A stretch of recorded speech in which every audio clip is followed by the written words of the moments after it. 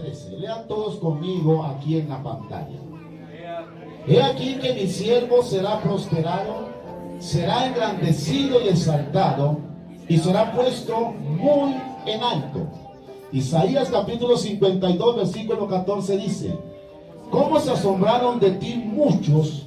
De tal manera fue desfigurado de los hombres, su parecer y su hermosura más que todos los hijos de los hombres. Un aplauso a este Dios de la gloria.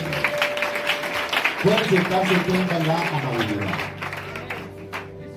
Cuando hablamos de esta palabra, dice Isaías capítulo 52, versículo 14, que él fue desfigurado.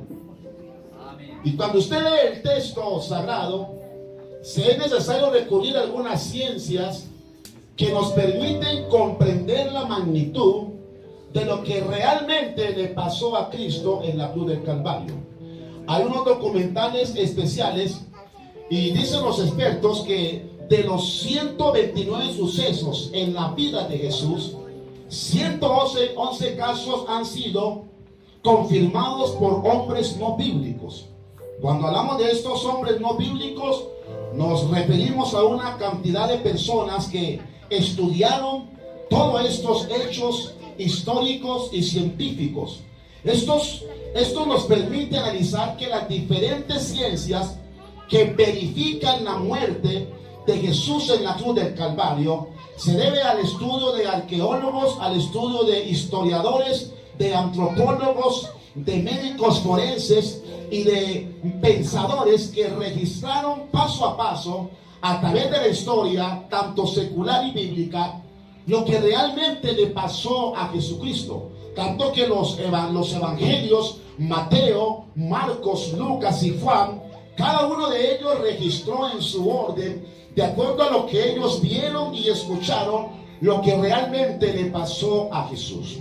El documental de la muerte de Jesús fueron todos los historiadores no bíblicos que registraron paso a paso todo lo relacionado con la muerte de Cristo.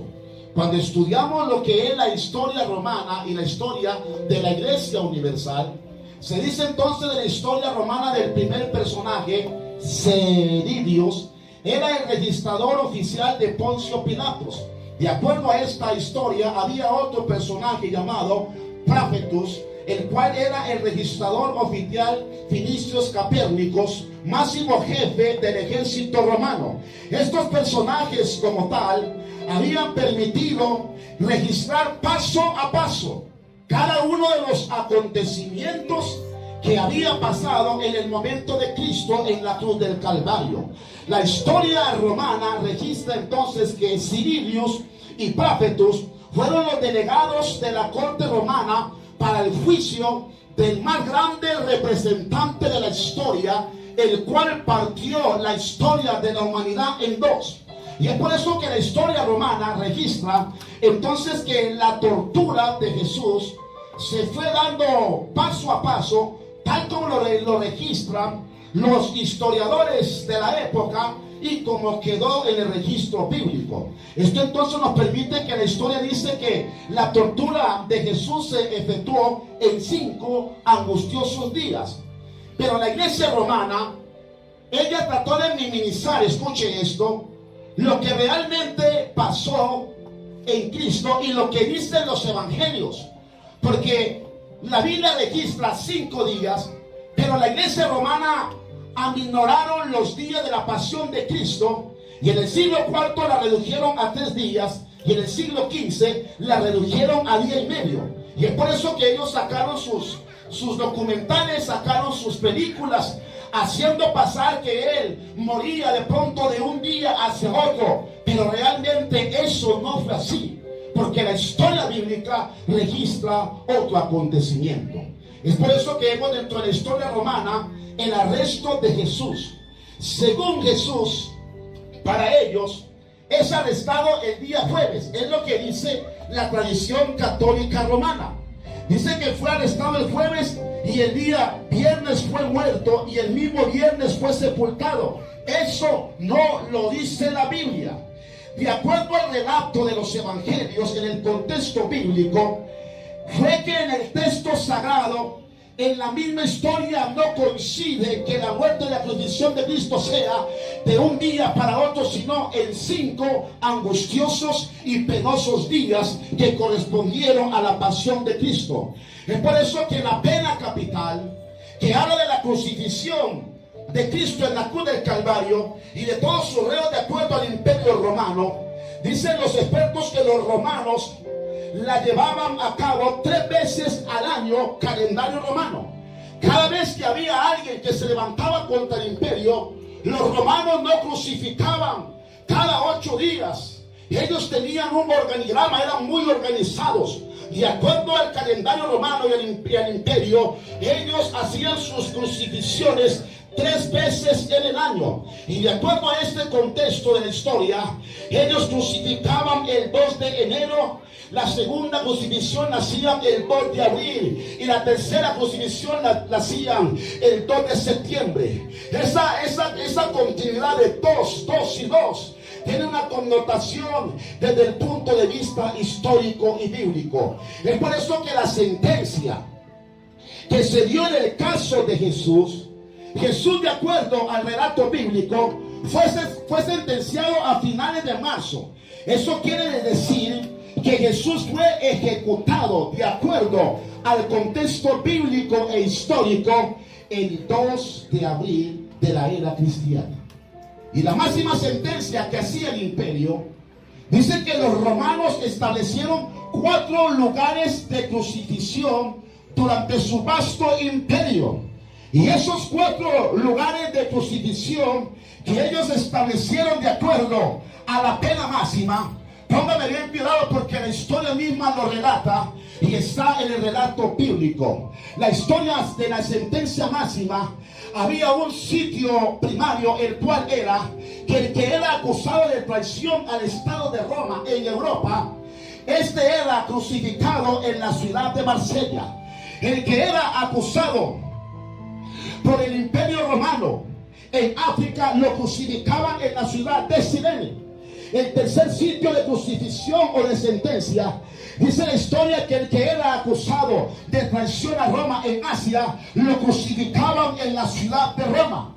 Pero el que era acusado, escuche esto, allá en el Medio Oriente, donde estaba el asentamiento geográfico donde Jesucristo inició su ministerio público, era crucificado en la ciudad de Jerusalén, porque los romanos habían extendido por todos esos territorios, y allí en cada uno de los territorios de la conquista del imperio romano se ven las ciudades. La una era Marsella, la segunda era Cirene, la tercera era Roma y la cuarta era Jerusalén. Jesús se encontraba en el aspecto geográfico donde Roma tenía su imperio, donde Roma tenía todas sus cosas, pero allí en esos 4 lugares de crucifixión, dice la Biblia que ellos en su idioma original y la historia, dice que en su idioma le llamaban todos esos 4 lugares por el mismo nombre, porque Roma, ella establecía y ejecutaba sus cosas para que todos los emperadores y todos los reinos le temieran. Por eso Daniel la interpreta en la 4ª bestia, terrible y espantosa, que duró su imperio más de 442 años para subyugar a los pueblos. Es así entonces que ese lugar o nombre le llamaban el Cabré. Al llamarle el Cabré, que pertenecía a los 4 sitios de sentencia y crucifixión del imperio romano, ellos entonces establecieron que los lugares de crucifixión para ellos era Cabré, pero para nosotros era el Calvario. También significa el lugar de los huesos. Y al terminar la enseñanza les confirmaré por qué era llamado el lugar de los huesos. Sigue diciendo la historia romana que en el idioma de ellos le pronunciaban Gálgata, pero para nosotros significa el Gólgota. Y eso que es el Gólgota para nosotros era un sitio donde ellos no podían ver las cosas.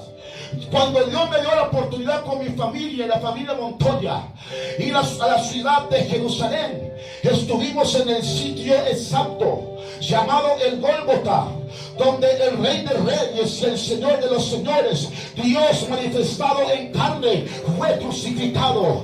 Y esa grande montaña llamada el Gólgota para ellos los romanos, pero el Gólgota para nosotros, la figura es la figura de una calavera. El Imperio Romano, de acuerdo a sus transiciones, dicen los historiadores que eran muy organizados en lo que hacían. La Biblia nos enseña realmente qué fue lo que pasó frente a la muerte. Escuchen esto: del misionero de los misioneros por excelencia, llamado Jesucristo, Dios manifestado en carne. A Él sea la gloria. La Biblia dice que Jesús, antes de ser arrestado en el Getsemaní, sudó grandes gotas de sangre. Hermanos, no es un símil. No es un símil. Los traductores de la Biblia, Lucas, quien era médico, él sabía lo que le estaba pasando a Jesús en el Getsemaní.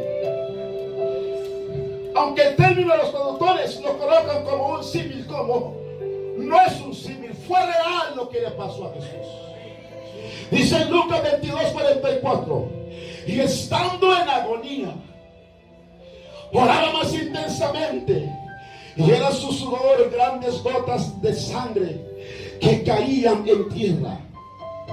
Para poder hacer este estudio investigativo para esta ocasión, recurrí a algunos datos de médicos forenses expertos de la época moderna y de la época antigua, que de acuerdo a sus estudios arrojaran datos específicos por qué realmente Jesús sudó gotas de sangre. Y los forenses dicen que Jesús sintió una terrible agonía en el Getsemaní. ¿Cómo no la va a sentir si él sabía lo que le iba a pasar? ¿Cómo no iba a sentir miedo? Usted puede decir, es que hermano, era Dios, sí, pero estaba en forma humana. Y él tenía miedo. Él tenía pavor. Él tenía susto. Y la Biblia dice, estaba en agonía. La palabra agonía en el texto original quiere decir desespero. Estoy angustiado. No sé qué hacer. Y realmente Jesús sabía lo que le iba a esperar. Y dice también la Biblia que aparte de esa agonía, tenía una profunda tristeza por la condición humana. Y él en su condición humana experimentó el quebranto y la tristeza. Pero más que eso, él se sentía triste. Él se sentía agobiado. Porque él fue para salvar a las ovejas perdidas de Israel. Pero ellos le menospreciaron. Ellos le dieron espalda. Y dice la Biblia que él trató de juntarlos como los polluelos, como la gallina junta sus polluelos. Pero ellos no quisieron. Y él estaba porque sabía que le estaban despreciando. Le estaban haciendo a un lado. Pero enseña la palabra del Señor que eso que llevaba a Jesús 5 días tortuosos sin comer. ¿Sabe por qué? Porque era allí en el Getsemaní. Estaba con su discípulo.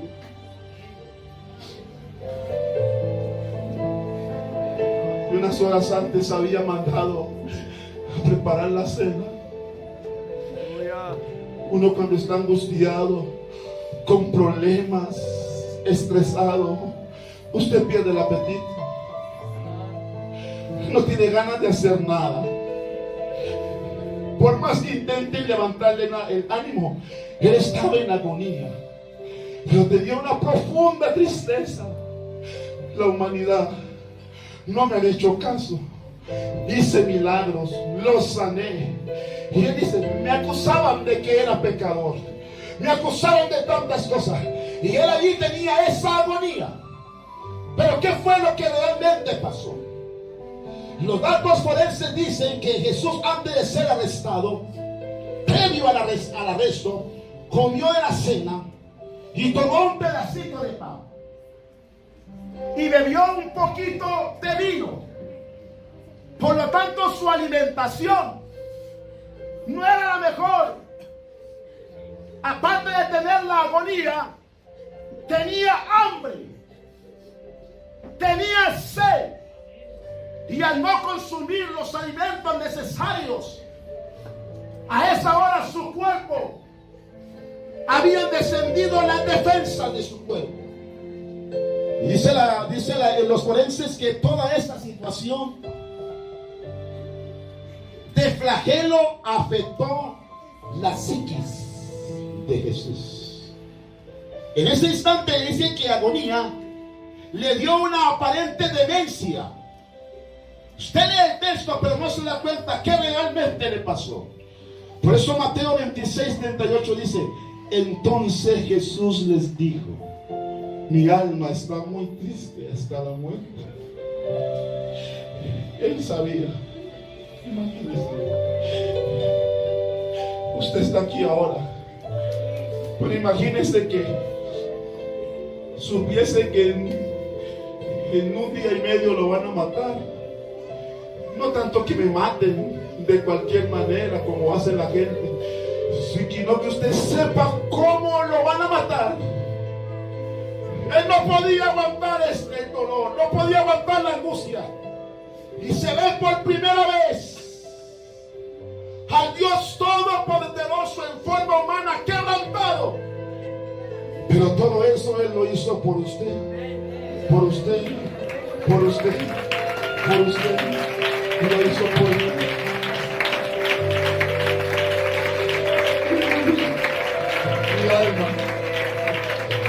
Mi alma está angustiada hasta la muerte. La Biblia dice que Jesús, antes de ser arrestado, sudó gotas de sangre por esa angustia. Dicen los médicos, hablando de ese fenómeno, que es conocido como hematidrosis. La hematidrosis es una condición que en el ser humano también es conocida como hemodrosis, que se trata de una respuesta fisiológica a una situación, escuche esto, de estrés máximo. Jesús en Getsemaní, cuando oró, tenía un estrés al máximo, y esa hematidrosis, como tal, como lo dice la medicina, se ha descrito únicamente que sucedió en la persona de Jesús.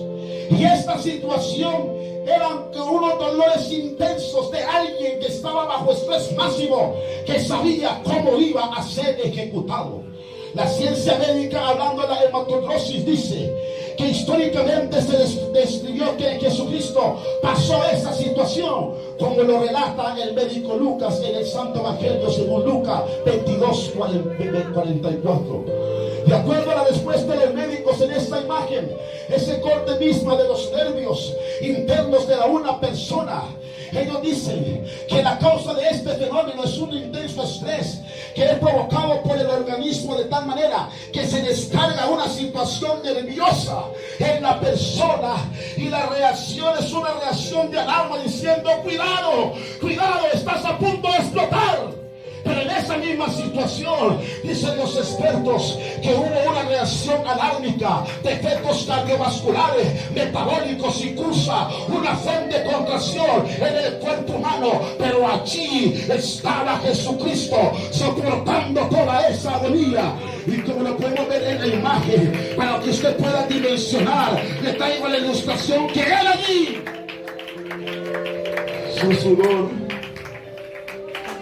su sudor, grandes gotas de sangre. A este mensaje veo hermanos relajados, veo a otros conmovidos, veo a otros como que no fuera por ellos, Por usted, hermano, que no está sintiendo todavía nada, que parece ser que esto es un cuento de hadas. No. La Biblia lo registra, la historia lo confirma, y nosotros somos testigos que lo que pasó fue así. Y por eso en San Mateo 26:39 dice: y yendo un poco adelante,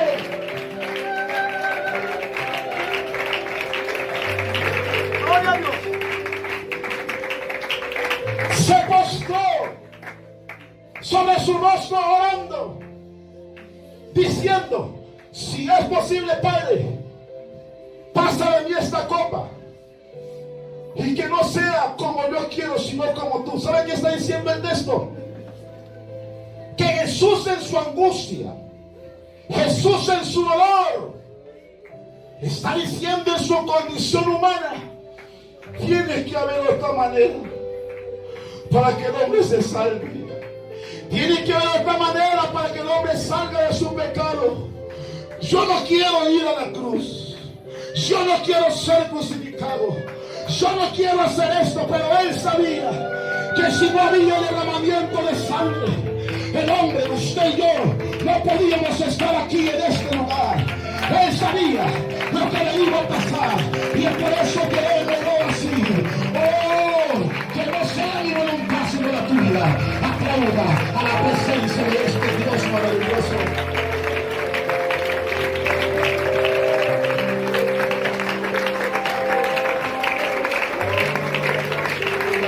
Fuertes aplausos para él, aleluya.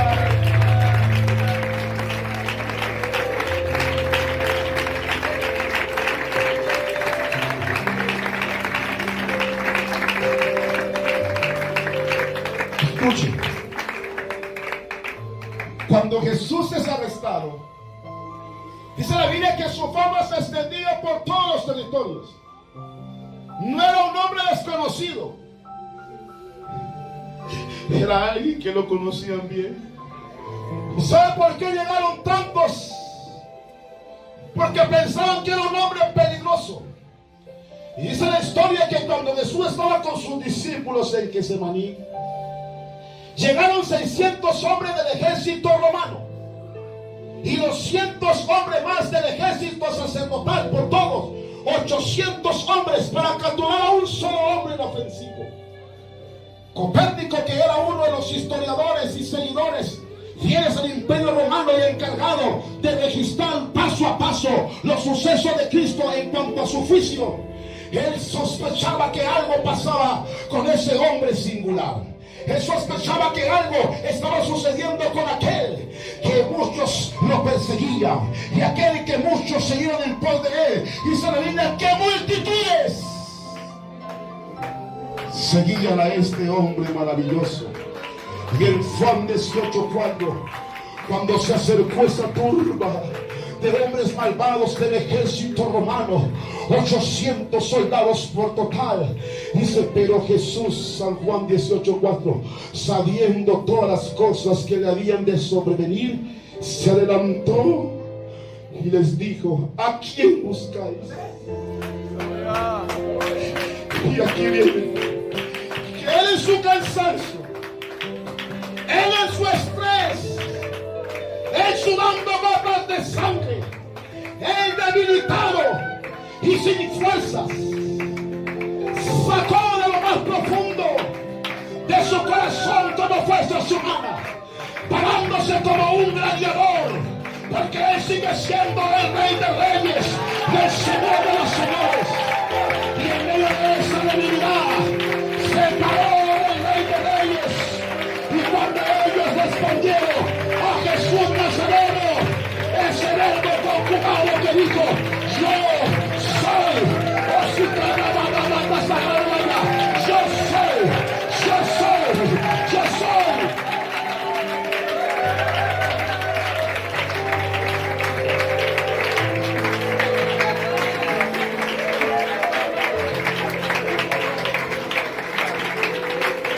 Cuando él dijo: yo soy, dice que retrocedieron y cayeron a tierra. ¿Sabe por qué? Porque él les habló como Dios. Él les habló en la esencia de lo que realmente es. Y cuando retrocedieron, ahí estaba ese registrador del imperio romano llamado Capérnico, jefe máximo del imperio, con sus 800 hombres. Y cuando escucharon al rey de los reyes y señor de señores, ellos cayeron a tierra. Este Dios está aquí con nosotros. El grande soy, el grande soy, el grande soy.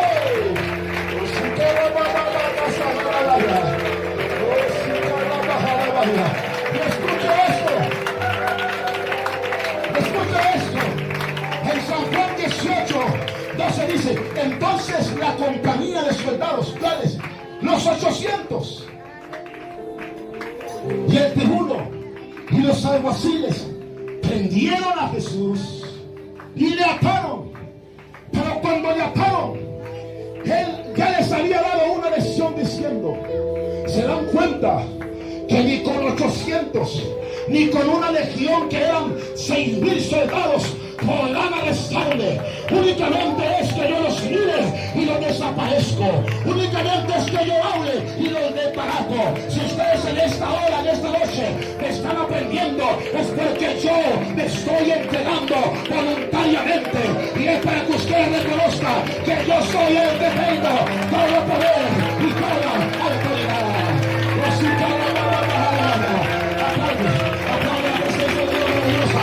Este Dios está aquí con nosotros.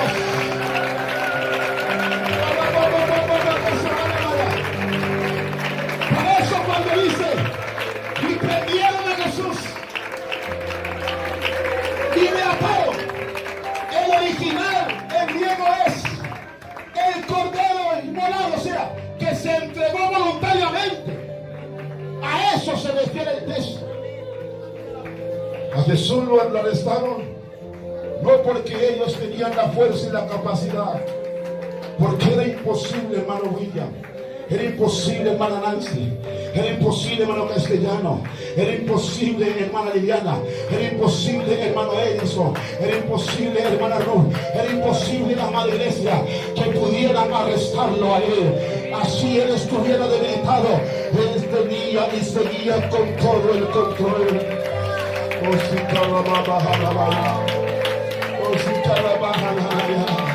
Él está aquí con nosotros. Él está aquí con nosotros.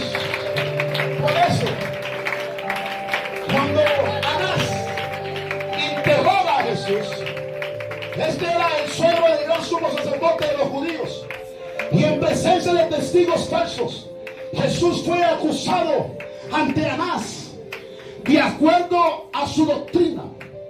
Y buscando ocasión, recuerden que el que era acusado en el oriente como tal, tenía que ser crucificado allí en Jerusalén. Y la sentencia no era cualquier tipo de sentencia, era una máxima sentencia. Y en ese concepto dice la Biblia en San Juan 18:22, cuando Jesús hubo dicho estas cosas, porque estaban interrogando a Jesús: ¿eres tú? Háblanos, ¿por qué te han arrestado?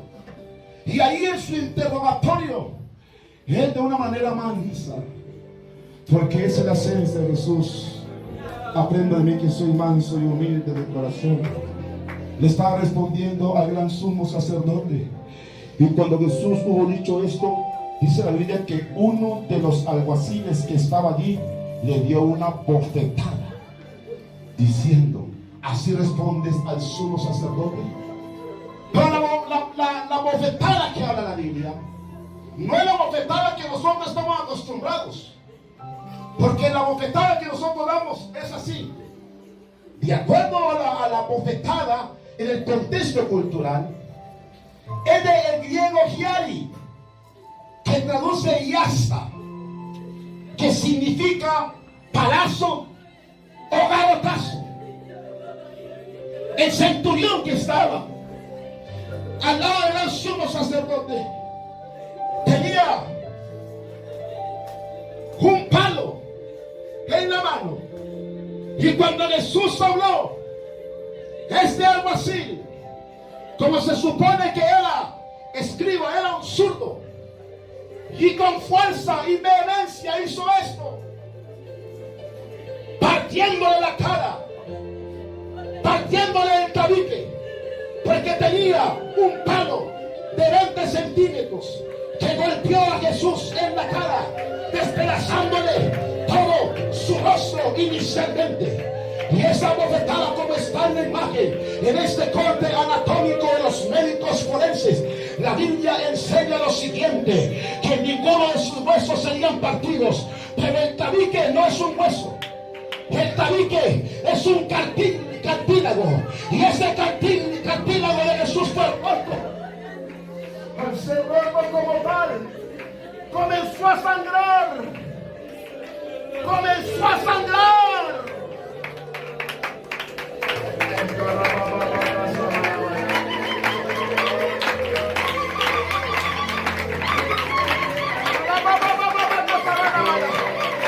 Comenzó a sangrar, comenzó a sangrar.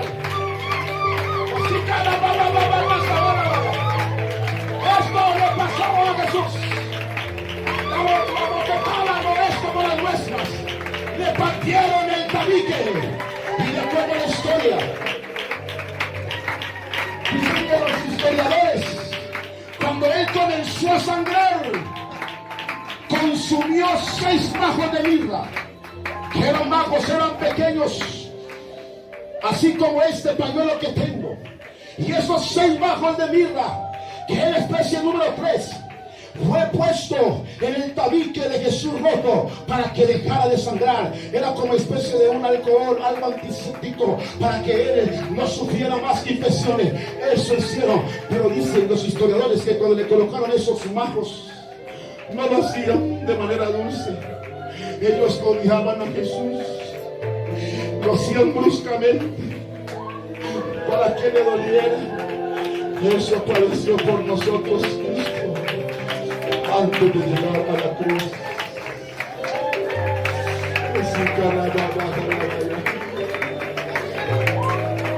Como estaba siendo entrevistado, dice la Biblia que él lo llevaron al Sanedrín. Al ser llevado al Sanedrín, fue llevado a la máxima corte del pueblo judío. Esa máxima corte del pueblo judío, como decir en Colombia, la Corte Suprema de Justicia, fue llevado allá, hermano Belsasar, para que fuese interrogado más severamente. Y ahí ellos, con sus cosas, con sus leyes, al frente de un hombre inocente. Dice la Biblia que Pedro descendía de lejos, y fue allí desde lejos que en ese Sanedrín a la distancia, que él estaba siguiendo a su maestro. Y dice San Mateo 18:27, negó Pedro a Jesús y enseguida cantó el gallo.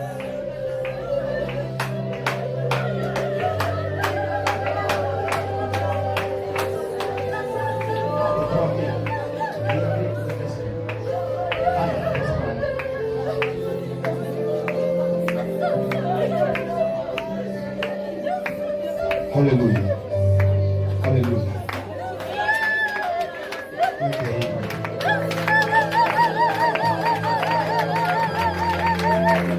Pedro, el que un día clamó: sálvame, sálvame que perezco, ahora le está dando la espalda a su maestro. ¿Cuántos hay así en la iglesia? Tantos beneficios, tantos favores de Dios, tanta bendición de Dios, y cuando Él más te necesita, tú le das la espalda o lo niegas. No puede ser cierto.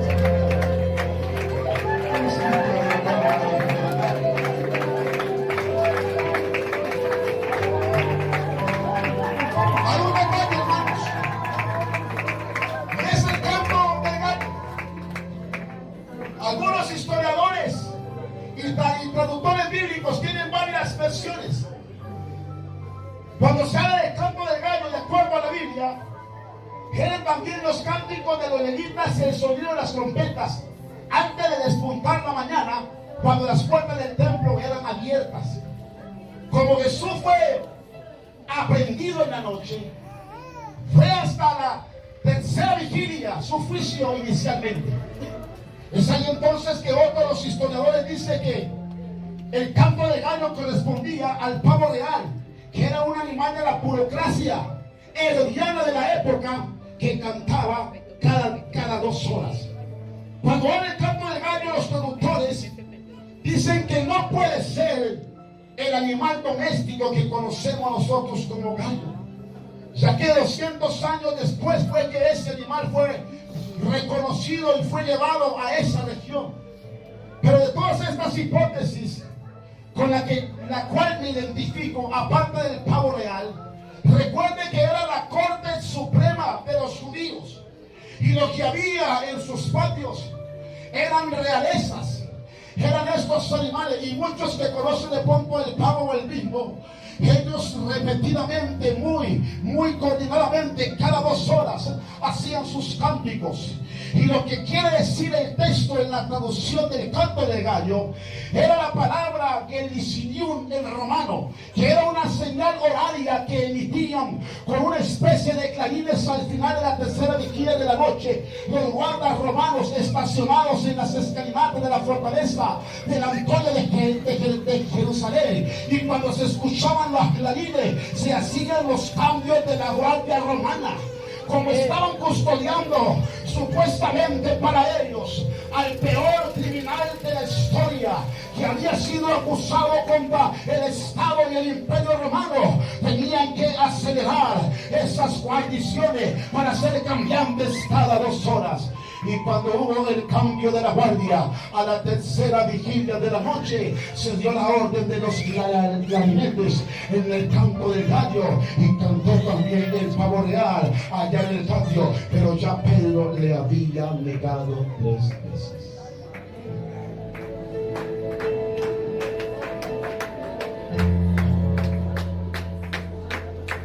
¿Cómo negar? ¿Cómo negar? ¿Cómo darle la espalda a este Dios maravilloso? Amén, amén. La Biblia dice que al siguiente día el Sanedrín determinó que Jesús debía ser muerto. Pero esto se debía hacer a través de un decreto. Dice que le arrancaron la barba. Arrancarle la barba como tal, aparte de tener su tabique fracturado y sangrando, imagínense cómo quedó su rostro. Por eso el texto de Isaías dice: varón de valores. Amén, amén. Desfigurado. Pues no hay parecer en él ni hermosura. Está desfigurado el maestro. En San Juan capítulo 18, 22, 29 dice: llevaron a Jesús de casa de Caifás al pretorio. Era de mañana, era el siguiente día, y ellos no entraron en el pretorio para no contaminarse y así comer la Pascua, porque estaban corriendo con el tiempo. En San Juan 19, 18, 29 dice: entonces salió Pilato, como el Sanedrín, la máxima corte, no podían hacer nada. Era el gobernador que debía emitir el decreto para que matasen a Jesús. Entonces Pilato le dijo: ¿qué acusación traes contra este hombre? Si este no fuese malhechor, no te lo habríamos entregado. Pero la palabra cuando dice si no fuese, es la versión, el original en griego, euforia, rabia, ira. Le gritaron al emperador: este hombre ha sido acusado como un malhechor. Pero era también para que se cumpliese la escritura. Entonces dice San Juan 18, 31: entonces le dijo Pilato: tomadle vosotros y juzgadle según vuestras leyes. Y los judíos seguían enfurecidos y le dijeron: a nosotros no nos es permitido dar muerte a nadie. Tienes que emitir el decreto de muerte contra Jesús. Es lo que dice el texto. San Juan 18, 33 dice: entonces Pilato volvió a entrar al pretorio y viendo ahí a Jesús, porque afuera gritaba, y se dice ser el rey de los judíos, pero cuando él entra al pretorio y lo ve desfigurado, sin su barba, con su tabique roto, pero dentro de sus ojos expresaba un tremendo amor, una profunda ternura para aquellos que lo estaban señalando. Y él le dice, ¿eres tú el rey de los judíos? Pilato, cuando comienza a interrogarlo, dice la Biblia, alabanzas sean dadas a él, que Pilato le dice, no me respondes a mí, si yo tengo autoridad para poderte crucificar o no. Y Jesús una vez más le da una lección a un grande destinatario de Roma. No te será dada ninguna autoridad, sino te fuese dada del cielo, diciendo, es que yo soy la autoridad. Yo soy la autoridad. Yo soy el que tengo el poder. Yo soy el que tengo el control. Yo soy el que tengo el dominio.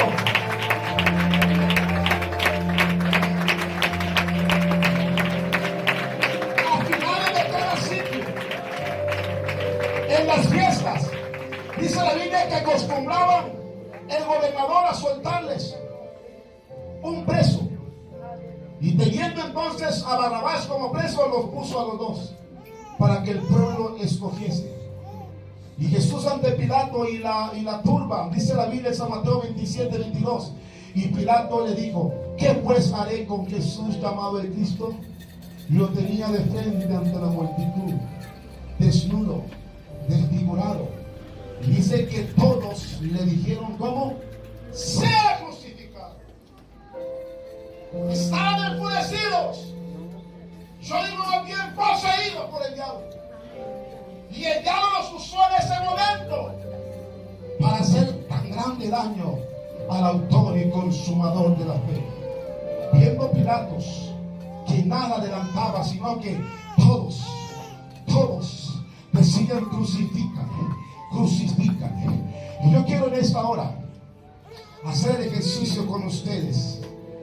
¿Qué fue lo que realmente pasó cuando el pueblo decía crucifícame?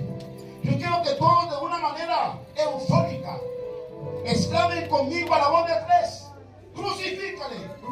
Y a la medida que van ustedes hablando crucifícale, seguirán hablando hasta que yo dé la orden de parar, para que cada uno de que esté al lado escuche y sepa cómo se sintió el autor y consumador de la fe. 1, 2, 3, está bien. ¡Fuerte! ¡Fuerte! ¡Fuerte! La turba no clamaba como ustedes lo hablan anteriormente. Ellos lo hablaban con rabia. Ellos lo hablaban con odio. Ellos lo hablaban con la sangre. Hay que matarlo, crucifíquenle. Y él, sabiendo que no podía hacer nada, la expresión será crucificado era la expresión del pueblo y era la palabra sasis. Y el término sasis, cuando ellos clamaron crucifícale, tomaron sus sasis, que eran unos trapos, y los apretaban. Y cuando decían crucifícale, hacían esto con su mano, hacían esto con su dedo, como está en la gráfica. Tomaban el sasi, y de acuerdo a los romanos, esto es mátale, mátale, mátale, no merece vivir, crucifícale. Ellos tomaron sus sasis porque era una costumbre romana. Pero aunque tomaron sus sasis, entonces Pilato, para lavarse las manos, para decir, no, yo no tengo culpa de lo que pase esto, porque él se lavó las manos diciendo, si este realmente es un grande representante y vienen sus ejércitos a acabar mi imperio, yo no tengo nada que ver con la muerte de este. Pero entró lo más peor hacia Jesús. En Juan 19:1 dice la Biblia que así que entonces tomó Pilato a Jesús y ¿qué? Y le azotó. Cuando habla la palabra azotar, quiero que miren esta gráfica, por favor. La flagelación del Imperio Romano tenían los látigos, pero Jesús no fue flagelado por los judíos, fue flagelado por los romanos. romanos. Y los romanos daban 100 azotes. Cada uno de estos garfios y látigos, de acuerdo a lo que se conocía en el contexto romano, era llamado la flagún. Y el flagún como tal tenía las siguientes composiciones.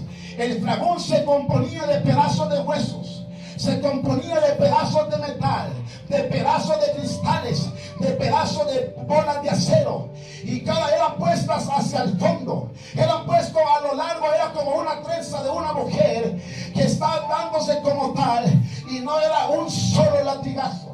Ese flagún se componía en ocasiones de 9 trenzas y se componía también de 13 trenzas. Por lo tanto, cuando le daban latigazos a Jesucristo, no era un solo latigazo, sino que eran hasta 9 y 13 latigazos al mismo instante. Es por eso que el flagún y la flagelación romana dice que los latigazos se le daban 50 al que era acusado por un robo, se le daban 70 latigazos al que matara a un ciudadano romano, y se le daban 100 latigazos al que fuera acusado de traición al Estado romano. Estoy hablando de que a este Dios maravilloso, en forma humana, lo estaban acusando y dándole latigazo como lo peor de la raza humana. Pero esto era una misma obra del diablo para tratar de matar a Jesucristo antes de que llegara a la cruz. Porque escuche esto, y de acuerdo a lo que investigué en la historia romana,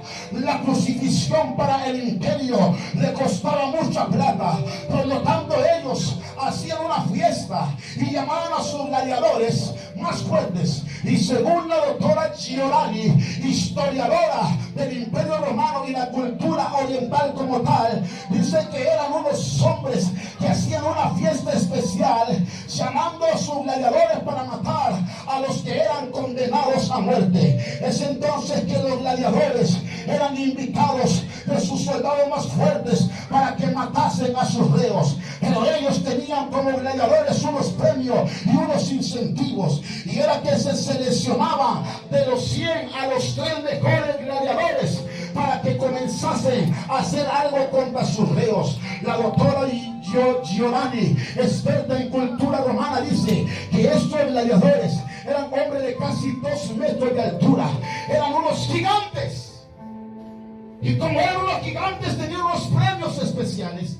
Y de acuerdo a la investigación que hice, el gladiador, escuche esto, que matara a Jesús iba a recibir un talento de oro romano, o si no, recibía algo de plata de acuerdo al peso del sentenciado. Entonces, para ellos era una competencia. ¿Están escuchando, hermanos? Amén. Para ellos era un premio. Entonces se acercaban los gladiadores para cumplir su cometido. Y según el doctor Macchiari, moderno historiador de la cultura judía, dice: si Jesús medía 190, como sugirió este historiador, su peso sería de 90 kilos, de acuerdo a una estatura, de acuerdo con la tribu de Judá.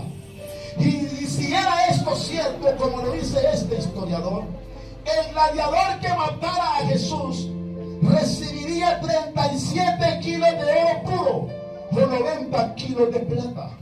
Por lo tanto, la rabia, la euforia y la fuerza con que lanzaban ese flagún contra las espaldas de Cristo era lo más fiero de la historia que se le podía hacer a un ser humano. Por esa causa, hermanos, Jesús, por amor a usted, por amor a mí, soportó los primeros 100 latigazos.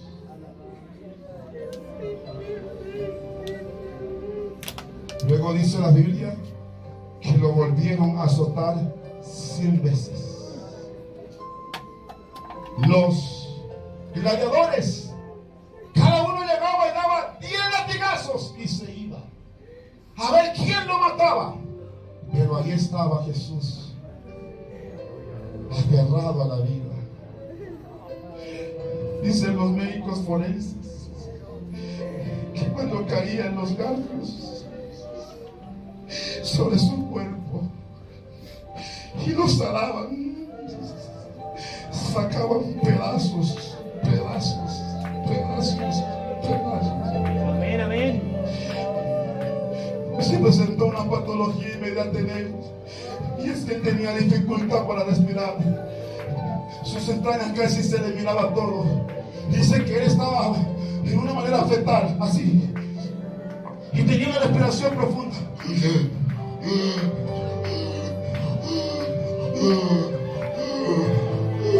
Estaba con mi sangre.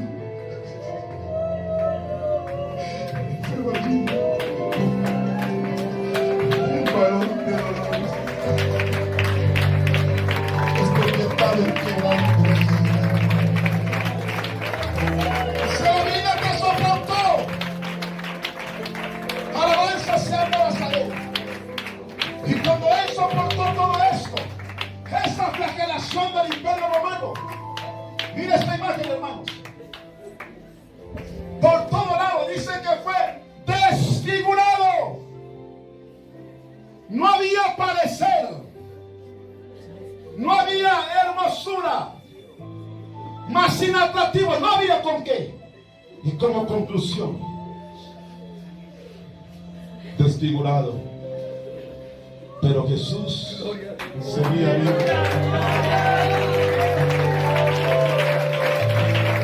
Él seguía vivo por ti y por mí.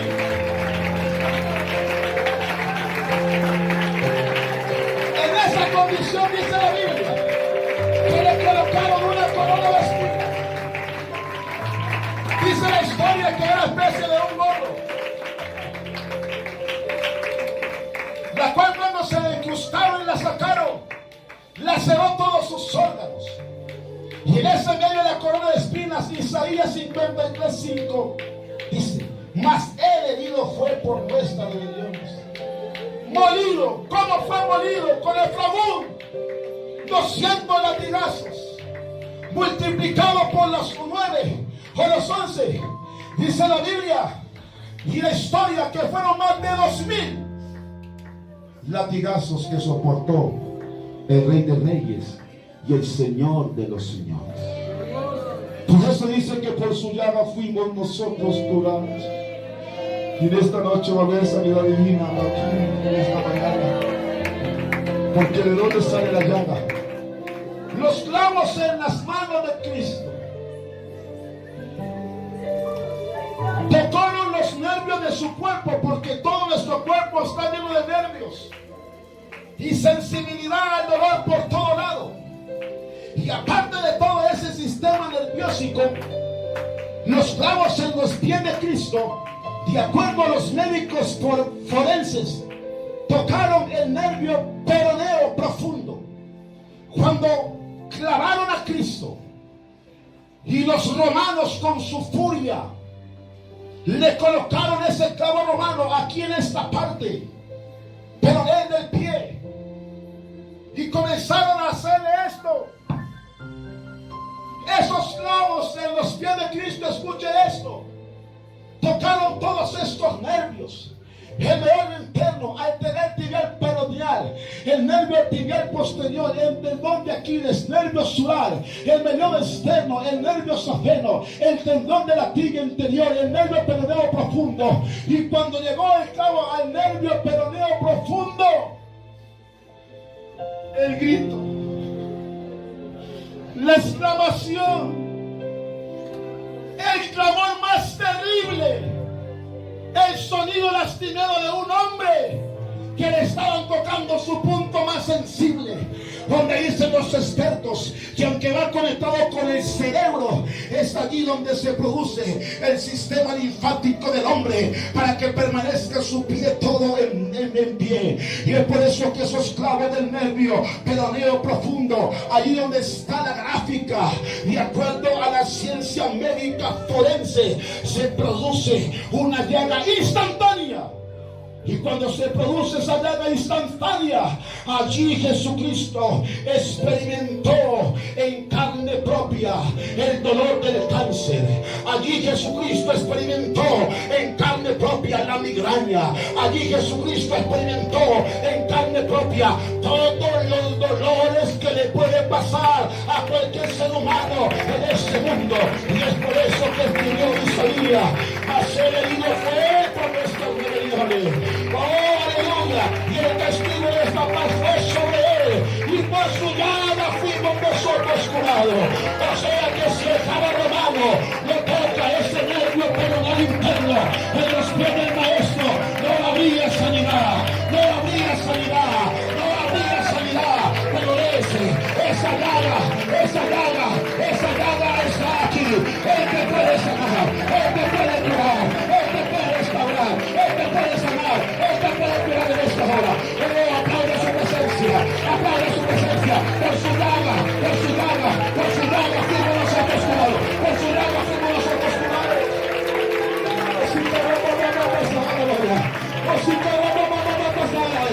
Hay sanidad, hay sanidad, hay sanidad, hay sanidad, hay sanidad. Tu hijo fue curada, tu hijo fue curado. Él cura el cáncer, él cura la amilosis, él cura la migraña, él cura toda enfermedad. Porque ese nervio peronal interno, si cada bajada vaya, fue tocado. Si cada bajada vaya, fue tocado. Es por eso que en esta mañana hemos escuchado miles de testimonios. Miles de testimonios. Él me sanó. Él me sanó. Él me salvó.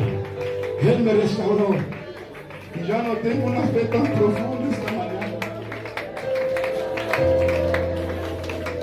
Que nuestros hermanos que están enfermos en las clínicas, todo de pie, por favor. Nuestros hermanos que están enfermos en las casas, su papá, su mamá, que está enfermo en el lugar donde se encuentra. Tengo una fe en esta mañana. Tengo una confianza en esta mañana. Y los que hayan venido enfermos aquí, que Dios no va a sanar.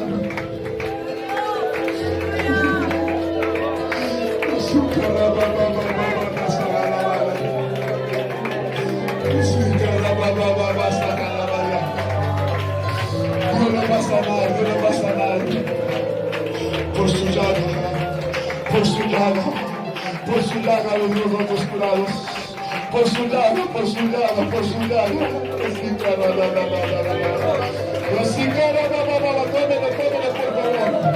Tómelo por favor, gloria a Dios, por su llaga. Por su llaga fuimos nosotros curados. Usted hermano, eso, tómelo. En esta hora, tómelo. Aquí está la sangre de Cristo que limpia. Aquí está la sangre de Cristo. ¿Dónde estás, hermano? ¿A dónde estás, hermano? Hay uno que pagó el precio de la cruz del Calvario por nosotros. Por esto, en esta hora hay sanidad. En esta hora hay restauración. En esta hora hay perdón de pecados. Toda iglesia de piadosos no puede seguir viviendo la vida cristiana con las manos en el pudor. Hay uno que pagó el máximo precio por nosotros en la cruz del Calvario. Y el Señor que perdonó. Ninguno de estos ni milagros pudieron conseguir, pero Él lo hizo por nosotros. Él lo hizo por ti. Él lo hizo por ti. Y por eso en esta era, que se suelte su gracia, que se suelte ese gloria a Dios, que se suelte tu aleluya.